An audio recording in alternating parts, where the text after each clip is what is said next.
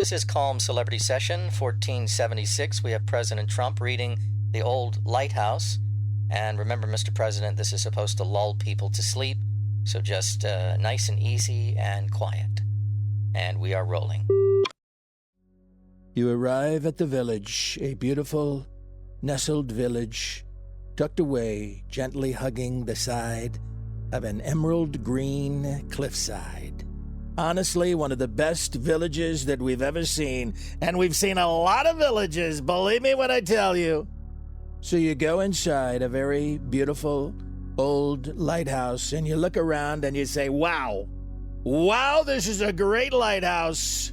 And you go upstairs, lots of stairs. People cannot even believe how many stairs there were. And you start climbing. And as you go up, you can feel it. The air changes. It gets quieter, better, and time seems to stand still. And at the top, there's a giant lamp. A huge lamp, very big, probably bigger than the ladies' lamp in the harbor there, the Statue of Liberty, which we love. And you look out, and everything is calm. Perfectly calm. And you slowly drift off to sleep. And sleep tight, because your president will be up all night long. And I'll be tweeting. We did that one based on the idea that what if Trump tried to read for calm? It just wouldn't work. He'd keep jolting you back out of sleep, although with his wild swings in volume. Although second-term Trump is a little sleepier. Welcome to Mark Mosley's show. Don't forget to subscribe to the show on YouTube and tell a friend. We are at almost 100 subscribers, which, you know, for this little show is going to be a terrific benchmark. And don't forget also that we put shorts up. I have learned so much from almost a year ago that I started doing this show, and it was originally in audio format only. Now it's in video because we have this amazing studio that the folks at The Buzz. No, wait. There it is. The Buzz. I always forget. Everything's reversed in the monitor. They let me use every week to tape the show. And so I've picked up a few pointers along the way and realized that I need to put shorts from the show on YouTube in order to grow the YouTube channel. But anyway, inside baseball. Trump is, I have to admit, a little sleepier and a little more laid back than he was in his first term. We got Sleepy Trump now, which is not as bad as Sleepy Joe, but he's not so sleepy that he falls asleep during speeches, although people claimed that he did. Take a look at this video of Trump supposedly falling asleep on Memorial Day. I don't see him falling asleep in that footage. Snopes had to jump in and talk about it, and Snopes says, during Kane's speech prior to Hegseth's remarks, the video shows Trump slowly closing and opening his eyes at several points. After Hegseth took the lectern, Trump wiped his eye or eyebrow at 28 minutes, 59 seconds. Look how we just pour through every little, aha! He blinked there. He took a micro nap. The footage's quality significantly degrades when you zoom in on it. Is part of the problem. But yeah, Trump appeared to yawn at 29 minutes and 13 seconds, patted his legs at 29:50. Ooh, what does that mean? No 4K version of the broadcast was available. Well, that's a conspiracy. It's a conspiracy, I tell you. They didn't put out a 4K version of the video because Trump fell asleep and they don't want the American people to know about it. Yeah. Still photos from the Associated Press and Getty Images show Trump squinting, but capture only isolated moments. 5 major news outlets stopped short of confirming that he fell asleep, reporting only that he appeared to fall asleep. I will say, if you're gonna fall asleep, it would be during a series of long speeches back-to-back on Memorial Day. But Trump is a short sleeper, so I'm going to give him a little bit of grace if he decides to take a micro nap in the middle of a Hegseth speech, although those are pretty fiery, aren't they? But 5 hours is Trump's normal sleep pattern. My wife is a short sleeper. I don't know how she does it. She goes to bed at midnight. She's up by 5. I could not.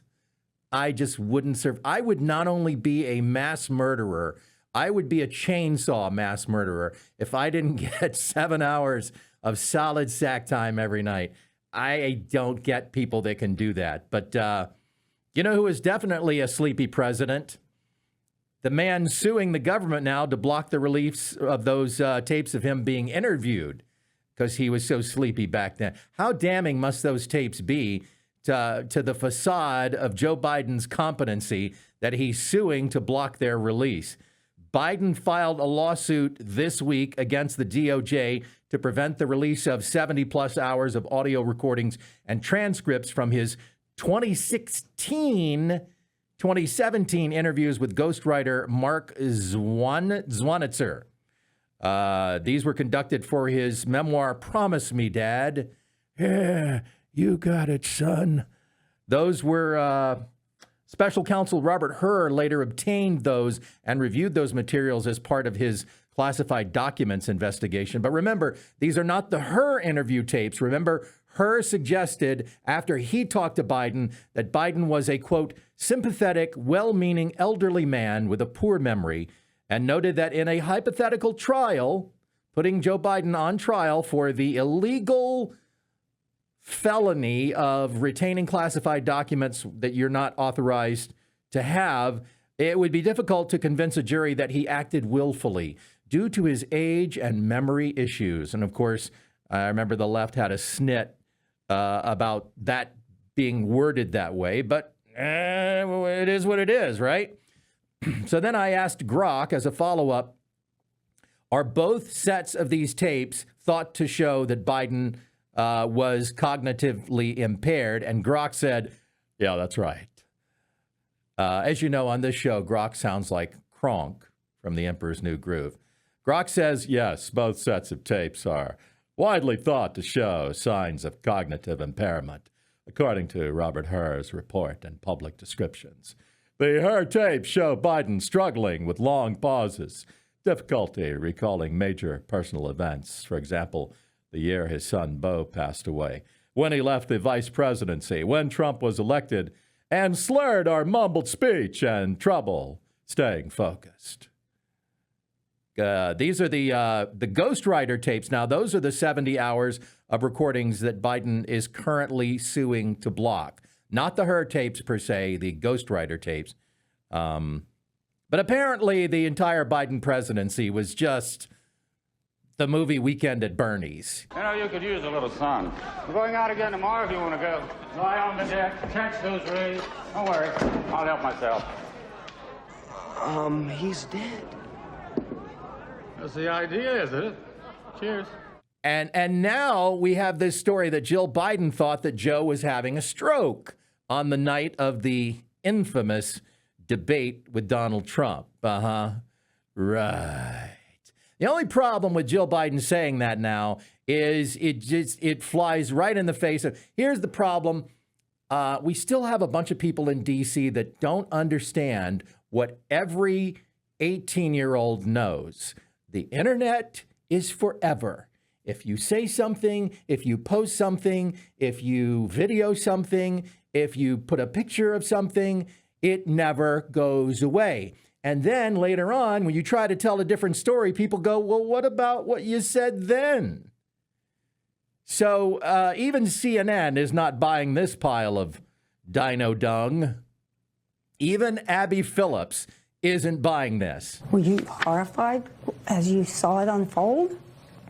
I wasn't horrified, I was frightened, because I had never, ever seen Joe like that before or since. Never. Or since? Yes, or You've since. never seen him like never. that? No. What happened? I don't know what happened. I mean, as I watched it, I thought, oh my God, he's having a stroke. And it scared me to death. That interview comes just weeks before the release of the former First Lady's new memoir, and it's the first time that we've heard her express any concern about that debate that ultimately ended Joe Biden's 2024 campaign. But that stands in stark contrast to what Jill Biden had to say just moments after the debate. Joe, you did such a great job. You answered every question. You knew all the facts. And let me ask the crowd, what did Trump do? Even Joe Biden seems a little amused by that clip. Jamal, okay, your instant reaction to the Jill Biden. You know, we talked about this a little bit in the last segment. When you lie to people right to their face, they have a tendency to not trust you. Mm-hmm. And, you know, a lot of people knew something was wrong with Joe Biden. I went to a dinner in Detroit, an AACP dinner. He was the guest speaker. His speech was great, but seeing him just make the walk to the stage, I was concerned. I was like, hey, this dude doesn't look right.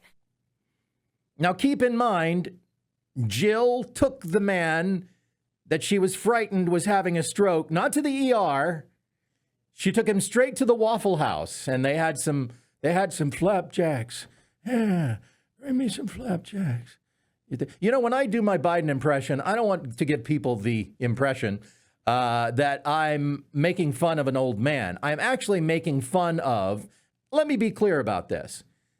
I'm actually making fun of the idea of the Biden presidency. This whole thing, this whole scam that was foisted upon us for 4 years. So I'm not really making fun of the man per se.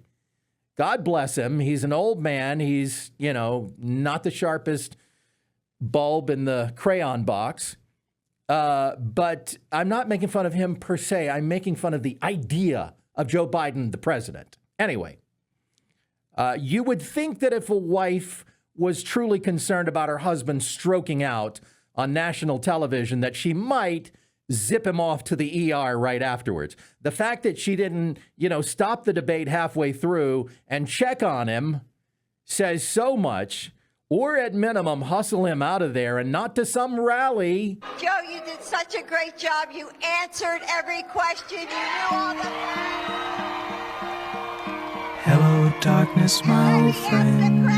What did Trump do? You do what you got to do. When you pull up at the hospital and Joe says, wait, is that the ER? You say, no, Joe, it looks like an ER, but it's actually a Cold Stone Creamery. Let's go in.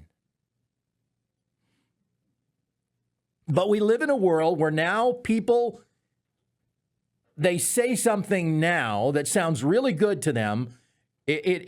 Here's how this works. It comes in, an idea comes into your brain. And see, I'm the kind of person, I let stuff rattle around for at least 24 hours, which is why there are certain topics I don't comment on. I don't know if you've noticed, I've never said a word about this, you know, Tucker Carlson and Candace Owens and Charlie Kirk and Israel controls the world and it's a cabal. I've never said a word about that because I find the whole thing to be ridiculous on both sides. There are certain things that I don't talk about, and there are certain things that I am going to talk about, but I'm going to let it rattle around in my brain for a while. I'm not quick to spout off about the latest news about Iran, for example, because it's a very complex situation. We don't know how it's going to play out. But we live in a world where people think something, they immediately run to social media and post it up, and they never think about, we'll figure out later if I sound insane or stupid. And so Alex Bors is a New York State Assemblyman. He's running for Congress now, and he thought he'd try to get his name in the headlines by introducing the Anti-Insurrectionist Act. Now get this, it would levy a 100% tax on any money that went to any New Yorker from the Anti-Weaponization Fund. As you know, Trump sued the IRS for $10 billion. Instead, the IRS settled and created a $1.8 billion anti-weaponization fund. Acting Attorney General Todd Blanche has said it's a lawful process for victims of lawfare and weaponization to be heard and seek redress from the government. The usual suspects complained that it was taxpayer money, but would they have preferred that the IRS cut Trump a check for $10 billion? I don't think that would have made, actually they would have preferred that, because then that would give them a reason to screech even louder and shriller than about this lazy, Oh, boo, Trump is bad. Everything that has Trump's name on it is terrible and bad and doesn't matter what it is. I'm telling you right now, if RFK Jr. and Trump came out today and called a press conference and said that we've discovered the cure for cancer, the media in this country would immediately start whining about how Trump was putting all the oncologists on the unemployment line. But here's what Alex Gore said right on the streets of Manhattan. Trump just created a $1.8 billion slush fund to pay off January 6th insurrectionists using your tax dollars. No congressional approval, no oversight, just pure corruption. A slush fund created by a lawless president for his insurrectionist followers. Today, I introduced the New York Anti-Insurrectionist Act. This bill would create a 100% state income tax on any New Yorker who collects from this fund. It's simple. If you're a New Yorker and you take from this illegal slush fund, New York State will tax 100% of it. If you storm the Capitol and you take from the slush fund, too bad, we're taking it. I'm Alex Boris, New York State legislator running for Congress to take on Trump in D.C. Oh, look at you with that $100 haircut and that snappy suit and that power tie. You're off to a great start, buddy. There in your big quest to show the people of New York what a big boy you are, and they should definitely send you to Washington. Maybe you and AOC could be the new, Travis Kelce and Taylor Swift power couple, the new it couple. Meanwhile, New York, the state that you live in, has paid out millions and millions of dollars to Summer of Love protesters, again, some of whom assaulted cops. But that's all good. But this idea that he's got, it's not going to make it even out of the gate before it gets put out of its misery. The U.S. Constitution explicitly bans bills of attainder, which, I'm not going to pretend to be some expert on, but basically they are laws that single out specific individuals for punishment without a judicial trial. You can't say, hey, you specifically in the green shirt, I'm going to tax you at 100%. We're just going to take all your money, and he had to pack in, I don't know if you noticed, how much hyperbole was packed into that quick 25-second clip that we showed there. Slush fund, insurrectionists, pure corruption, lawless president. He mentioned insurrectionist again 2 more times. I mean, he threw everything in there except Epstein. You should have worked in Epstein, bro. Then you would have really sold your big hot idea. Here's the bottom line and the big irony here. It's a fund for people who are victims of a weaponized government. And what you're proposing is to weaponize the government to confiscate the funds they would receive to make them whole from a weaponized government. But you can't. This is what Trump does to people. He makes them crazy until they accidentally scream, I'm a communist and I hate America. And this just into the newsroom. Breaking news. Here on the left coast, where our politicians are apparently just as crazy. Gavin Newsom also vows to confiscate 100% from Californians who are MAGA victims of Biden lawfare. Gavin Newsom on X. If you get a payout from Trump's January 6th slush fund, yes, it's a slush fund. California is going to tax it at 100%. Continuing with Gavin's tweet, people who assault cops and overthrow democracy don't deserve a taxpayer-funded payday. Meanwhile, in California, here's the list of things that we're paying for that we spent a whole bunch of money. Oh, look at that. What a beautiful list. How many billions of dollars are on that list? Trump said, look, I gave up a lot of money in allowing the just announced anti-weaponization fund to go forward. I could have settled my case, including the illegal release of my tax returns and the illegal break-in of Mar-a-Lago, for an absolute fortune. Instead, I am helping others who were so badly abused by an evil, corrupt, and weaponized Biden administration to receive at long last some justice. But, Gavin's going to take your money and throw it into that giant Sarlacc pit that is the state of California debt hole.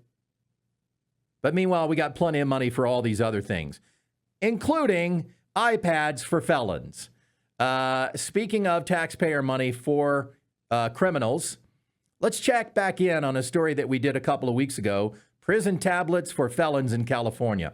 But the details of this follow-up are so creepy, so unsettling, that you're going to want to shower off after hearing it. So let's go to our shower correspondent, Stephen Lee, live from the shower with the details of this story.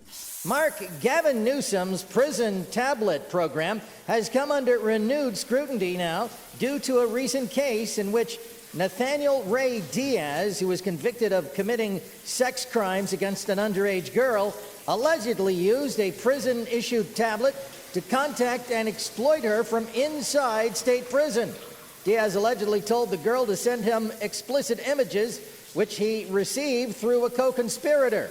The victim reportedly told investigators that Diaz forced her to speak with him through the tablet for hours every day. Prosecutors allege that in total, Diaz made thousands of calls, violating a no-contact order and, by soliciting explicit photographs and exploiting a minor, committing additional child sex crimes. Reporting from the shower, I'm Stephen Lee. Thank you, Steve, for that report. And speaking of failed states, check out this one. Seattle Democrat admits he's gravely concerned over business exodus. Oh, man.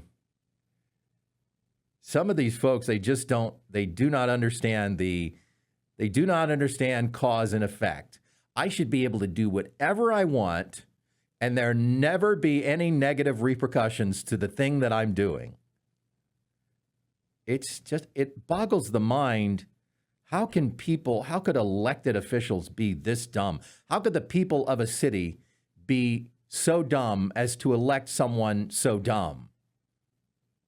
I don't know. I guess that question answers itself. A Seattle Democratic City Council member who initially welcomed Socialist Mayor Katie Wilson's election as a positive change is now expressing alarm over the city's accelerating business and billionaire exodus.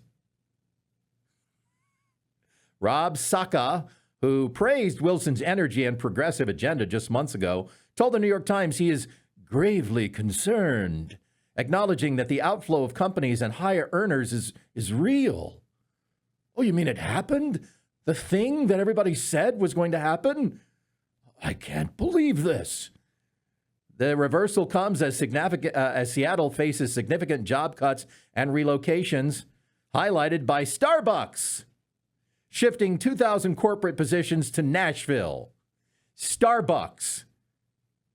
Nothing says Seattle like Starbucks, but no, bye-bye Seattle, Starbucks is going to Nashville. The concerns are tied to progressive policies, including Washington State's new 9.9% millionaires tax. On top of all the money that millionaires already pay in federal and state in federal taxes. Now it's a 9.9%. Oh, that's nothing. I think we pay 9%. The average Joe pays 9% here in California. Anyway, Mayor Wilson previously dismissed the departures, famously saying of departed millionaires like bye, which drew widespread criticism. Bye, Felicia. The story underscores growing tensions in Seattle, where business-friendly voices warn that high taxes and a hostile climate are driving capital flight to lower-tax states. Don't come to California, but you know that already, don't you? You know? That's the thing about people that are successful in business. What politicians don't understand is you're not smarter than they are. That's how they got rich, by being smarter than you.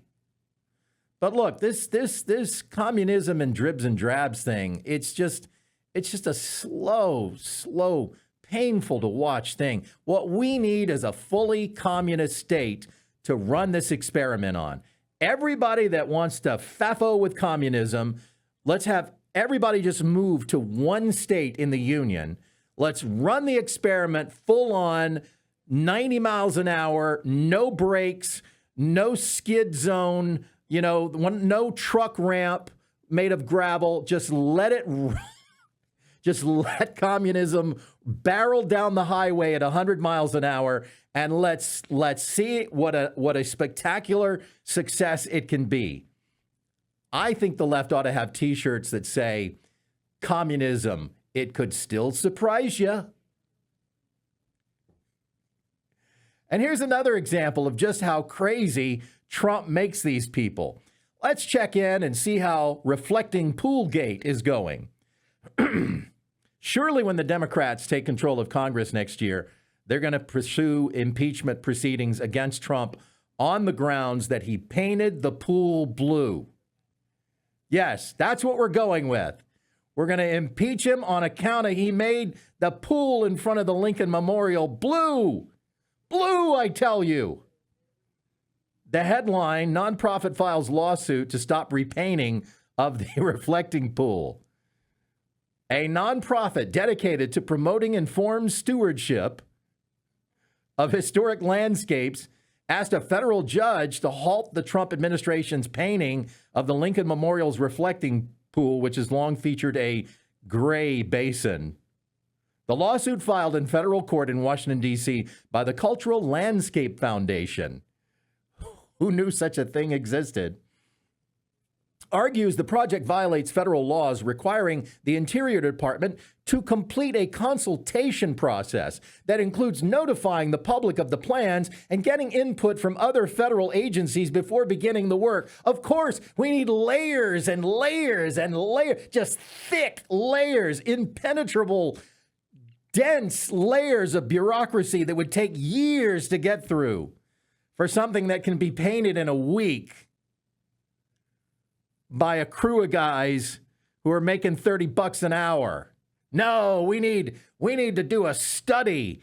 The group says the project runs afoul of a federal law requiring the department to issue an assessment of how the paint job would impact the environment.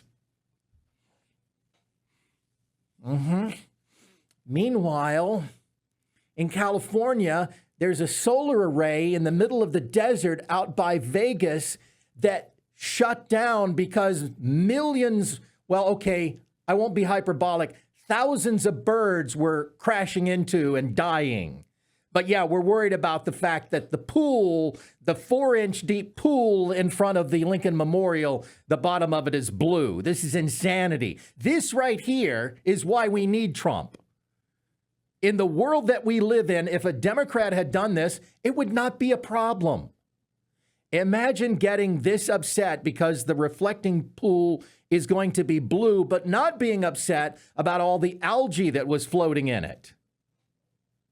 And doesn't it scream communism that they want it to stay gray?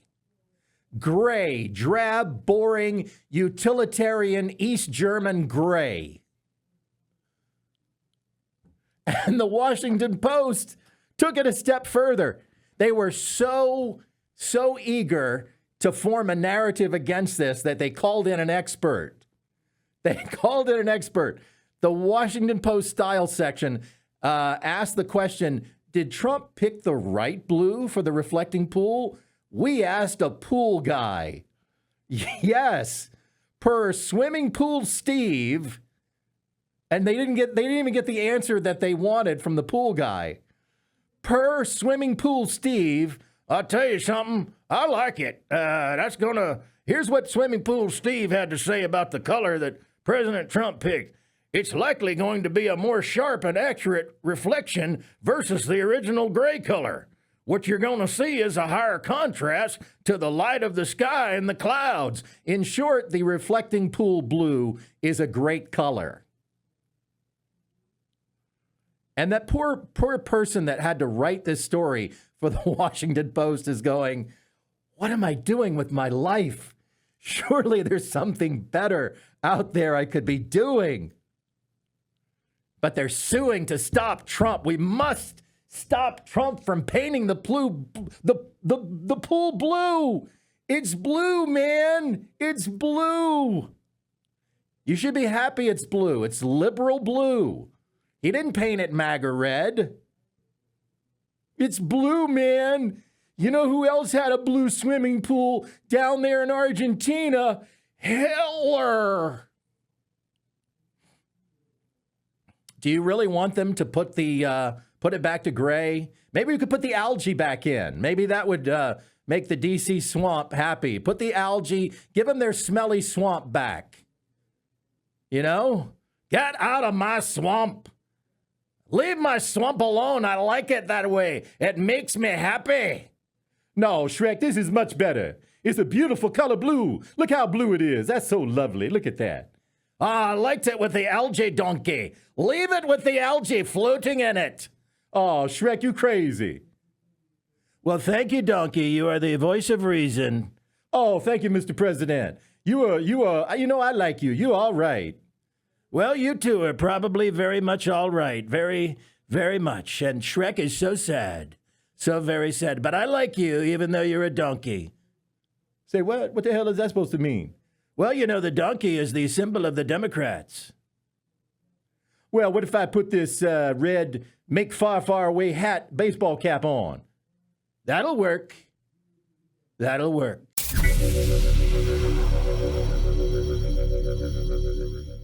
Only on this show will you get Donkey and President Trump talking to each other. See, this is the kind of quality entertainment that you can't get anywhere else but the buzz. Right there. There you go. Welcome back to Mark Mosley Show. Someone sent me this. It's a video of someone who put a tiny camera on a crab's body and then filmed it going into its lair. Take a look at this. Oh my goodness, there's a bunch of crabs in there. I did not know that they were communal. And wait a minute. What's that? Okay. All right. This might turn out to be AI. Yeah, there's a slight chance, a very slim chance, but a chance nonetheless that this is AI. Well, more Trump news as the left prays that one day soon Jimmy Kimmel's joke will come true, and every night they wish on the first star they see.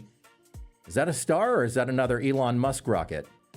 They wish on the first star that they see, please, dear God, that we don't believe in heaven, dear Lord, if you're really up there, even though I don't think you are, please let us just have one competent assassin.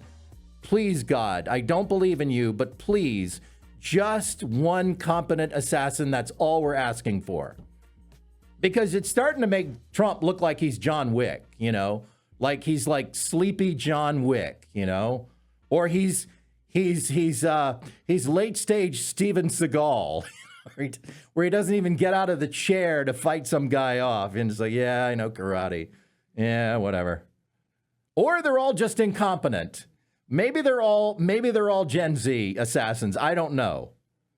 Even their killers don't want to do their job. You know, they're standing around doom scrolling on their phones. Hey, you're supposed to be taking shots. You're supposed to go get that guy. What are you doing? Yeah, leave me alone. I'm talking to my girlfriend on my phone. Maybe that's the problem. Maybe you need some boomer assassins. You know, some people with some real dedication and some real work ethic here. And speaking of which, breaking news now on the story. Breaking news. Tragedy from the Babylon Bee. Multiple Trump assassins accidentally shoot each other. Washington, D.C., tragedy unfolded in the nation's capital again today as multiple assassins attempting to kill President Trump accidentally shot each other. A pair of would-be killers suffered gunshot wounds after they both opened fire at the same time outside the White House complex, having failed to check beforehand about who was scheduled to be shooting at Trump when. It's heartbreaking, said local woman Gianna Miller.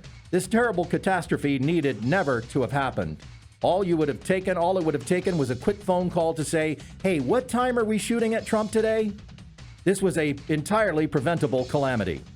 Shaken by the news, leftists vowed to create a shareable Google Calendar for would-be assassins to ensure that a similar incident never happens again. Quote, we are working to create a sustainable community of Trump shooters, said a local man, Bernie Mathis. This is a true grassroots effort that will ensure there is only one liberal at any given time firing a high-powered rifle at Secret Service. No one deserves to die while trying to kill the president. At publishing time, Would-Be Assassins had already scheduled out to September as the available slots filled up quickly. And speaking of Kimmel and those who wish Trump harm, last week marked the end of the Stephen Colbert show. Now, hopefully, he can go back to calling himself Stephen Colbert. Yes, I'd like to be called Marc Moseley. Moseley. It's because he's French, just like Colbert. And the French are so superior and smarter than you Americans. We are so smart. We have allowed our country to be completely overrun by immigrants, and we never saw it coming. That's how smart we are in France. Jimmy Kimmel was righteously indignant that CBS stopped propping up the money-losing show for the sake of free speech. Here's Kimmel blah, blah, blahing about some such nonsense. I think you know how I feel about the fact that they are being pushed out. I hope the people who did the pushing feel ashamed of themselves tonight, although I know they probably won't. These people have no understanding of ratings and revenue. I mean, they think that art is the only thing that matters. No, you're working for a business. You're working for a corporation with shareholders. You know, these people should be forced to live by their own ideals. Kimmel should continue to pay the pool guy who doesn't show up for a month of cleanings. Kimmel you should tip the waitress, even though she took your order and she never brought you back your chicken Milanese. You know, because the valet at the nightclub there in West Hollywood totaled your Lambo coming out of the parking garage. Shouldn't be fired. No cause and effect. Anyway, what the left keeps not telling you as they try to tie the cancellation of Colbert's show to Trump or censorship or some fascism in America, what they keep trying not to tell you is that Colbert was losing $40 million a year. So every night, if you watch that show, as you're watching it, CBS every night is losing $150,000. Every night. They were losing more money a night than most people make in a year. Think about that. But yeah, this was all about censorship. Meanwhile, the Byron Allen deal that's going to replace it is very different. By the way, Byron Allen, a Republican billionaire former comedian who happens to be black, or as one very loving and tolerant liberal on Facebook called him, Samuel L. Jackson's character in Django Unchained. Yeah. Yikes. But, what does Byron Allen care? He's a billionaire. And yes, AOC, he did come by it through hard work and innovation and intelligence and being a good businessman. But Byron Allen is using a time lease arrangement with CBS. So what he does is he's producing the shows that he's got on CBS. So instead of CBS producing them and spending a whole bunch of money, Byron Allen's like, I'll cover the cost of production, and then you guys lease me the time. I'll pay you guys for the time, and then I'll put the ads in the shows so I make money off of ad revenue instead of CBS keeping that money. But CBS gets some guaranteed cash up front. They are going to make tens of millions of dollars a year, and it's a big savings compared to the $100 million that they were spending on Colbert's show. CBS saves a fortune. They get paid. Allen he makes money, and instead of taking a $40 million loss, Byron Allen is using a time buy or a time lease arrangement with CBS, and everybody wins. Now that's comedy. I'm on the team with my best friend, right? My best friend is like half black, half Jewish. Abdullah Steinberg. Buys Afro Sheen wholesale.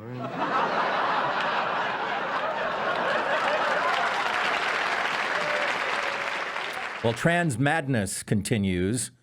And for every story about a hospital that used to do surgeries on kids just a couple of years ago, and now they are doing the opposite.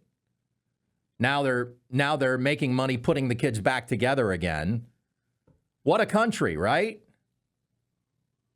For every story like that, there's two stories like this one. A female Norfolk, Virginia police officer, Megan Graybow, was suspended, and her colleague, Officer Martin Powers, was terminated. You've been terminated. after they objected to a transgender identified male recruit entering the women's locker room. Terminated. You're terminated. Leave your gun and badge on the desk and go. Get out. Do it now. Leave the coffee too. It's police coffee. You cannot have it. Go. According to the officers, the recruit, who made no effort to present as female, in fact was wearing a man's suit, walked in while this woman was changing. She was reported feeling uncomfortable. Department leadership allegedly dismissed her concerns, instructed staff to treat the recruit as a woman, and later retaliated against the two officers that spoke up. Powers claimed the department tried to keep the recruit's identity a secret. Graybow was suspended while Powers was fired after refusing to leave a meeting with the police chief. Before the meeting, Graybow said she heard from several other officers who were supportive, but then they were reminded that they had families and they have a mortgage to pay, or they were next for a promotion. Despite all the pressure they faced, Powers estimated that 16 officers, 8 male and 8 female officers, showed up to meet with Chief Talbot.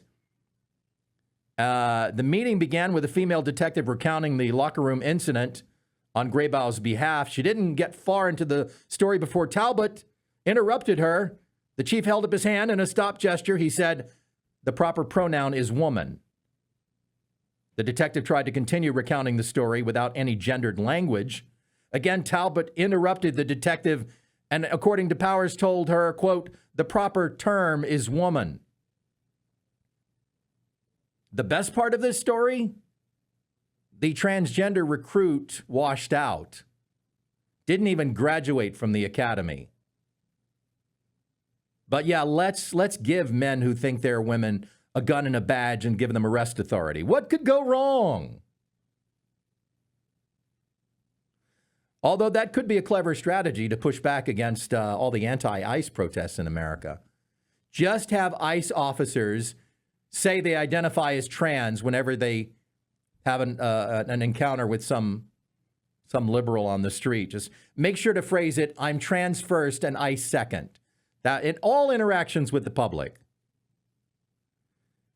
And here's another story. A New Hampshire woman, Judy Walcott, says Planet Fitness canceled her membership after she complained about seeing a man in the woman's locker room on April 11th in the Concord, New Hampshire location. Walcott, a longtime member, said she felt unsafe and was visibly shaken after the encounter near the shower area. She reported the incident to staff, who told her nothing could be done due to company policy.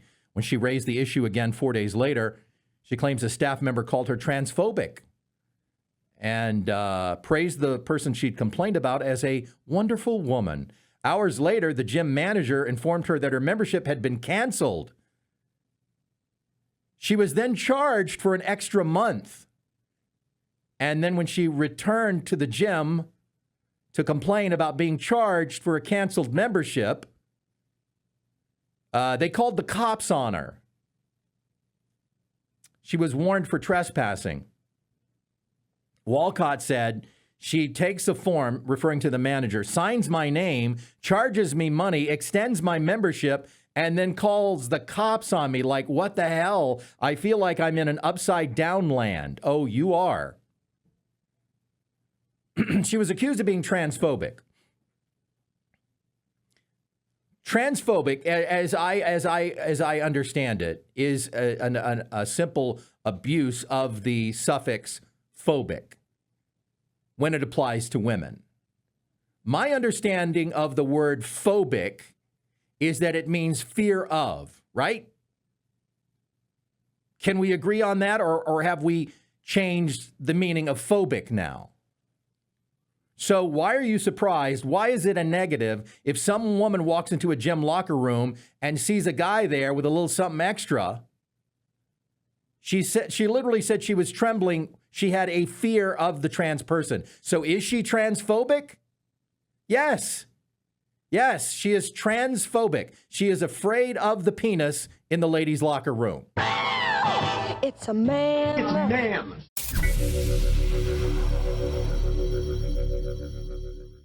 And now, a global warming minute with Al Gore. In California, there's a water crisis, which is so bad that every 4 seconds, someone dies of dehydration. And that's not an exaggeration. Green Governor Schwarzenegger, my buddy Arnold, is doing everything humanly possible to save water, including forcing his children to take shorter showers. I'll do you one better. Maybe we could save water by showering together. I'm disrobing and getting into the shower with my pal Arnold. Hey, Arnold. What is this? What the hell are you doing, Al Gore? Just getting in the shower with you. Get out of here. No. Imagine how much water we're saving by being in here together. No, this is not happening. We're going green. Yes, we're going green, but we're not going curly. Oh, come on, Arnold. Stop it. Here, scrub my back, and I'll scrub yours. Do me first. Stop staring. What are you looking at? Well, from the looks of things, somebody did too many steroids. I deserve that. This has been a Global Warming Minute with Al Gore. Well, we played that comedy classic because this past week marks the 20th anniversary of the Al Gore propamentary. I made up a word there. I mashed together propaganda and documentary. Propamentary, an inconvenient truth. And let's just review to see how frighteningly dead on Al Gore's prophecies were.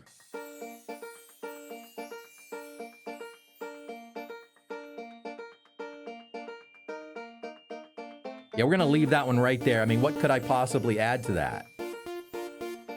Except maybe this. Today, the world is concerned about a population death spiral. Globally, apparently in many societies, young people are not reproducing enough, when for my entire life, experts have been screeching about the deadly population bomb. There was a famous book that was written in the 1970s that was called The Population Bomb, and they were screaming about overpopulation and that there wouldn't be enough resources. So which is it? It's like a little bit of both.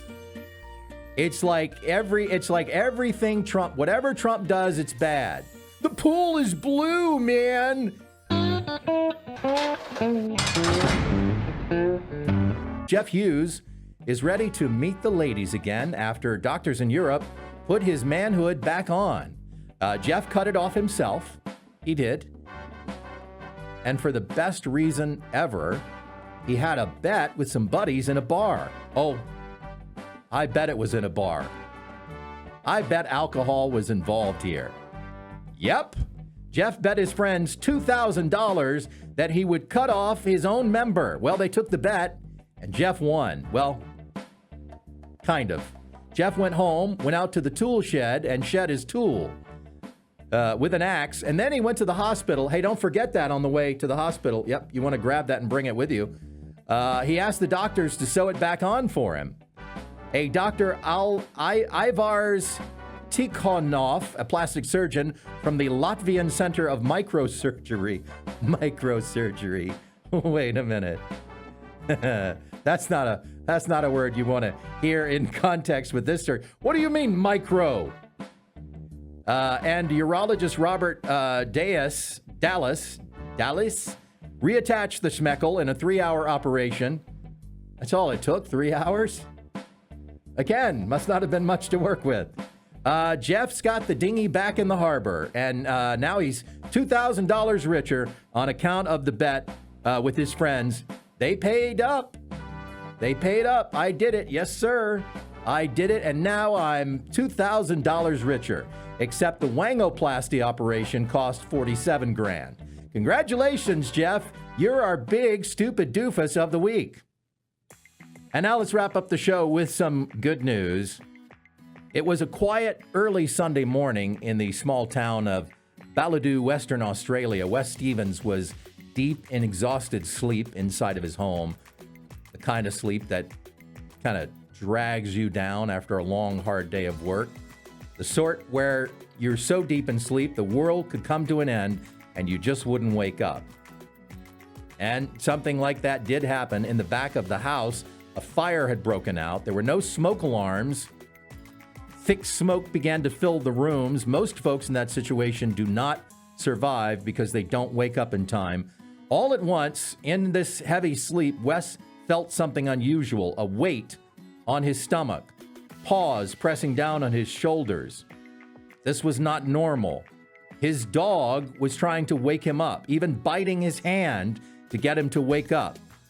Wes blinked, coughing, disoriented, and then he looked and saw the horror. The house was already half engulfed in flames. He scrambled out of bed and got out safely. The house was a total loss, but Wes and his loyal dog both made it out alive. Allie the dog saved his life. And that's where the story ends. But we should go back to where it begins. Wes's dog, Allie, had been his dog for a few years. She was always quiet, never a barker, and had certainly never bit him under any circumstance in all the years since she had become his dog. Experts say that many times in this kind of a situation, a dog out of terror is just going to flee and would have left Wes to perish, because fleeing from a fire is a natural instinct for an animal. But Allie didn't leave Wes behind, just like Wes didn't leave Allie behind when years earlier, on the day she was about to be euthanized at the shelter, he swooped in to save her at the last minute from the fire that they would have put her lifeless body into. Yep, she saved him right back. And that's a great story. That's the show for this week. Don't forget to follow us on YouTube, Mark Mosley Show on YouTube, and go to Facebook, my Facebook page, Mark Mosley on Facebook, to find the link to find me also on Rumble. You can also listen on Spotify, Apple Podcasts, iHeart, Spreaker.com, or the Spreaker app, and of course right here on, I got it right that time, on The Buzz for Santa Clarita Valley. Thank you, and until next time, may God bless you with health, with joy, and with wisdom.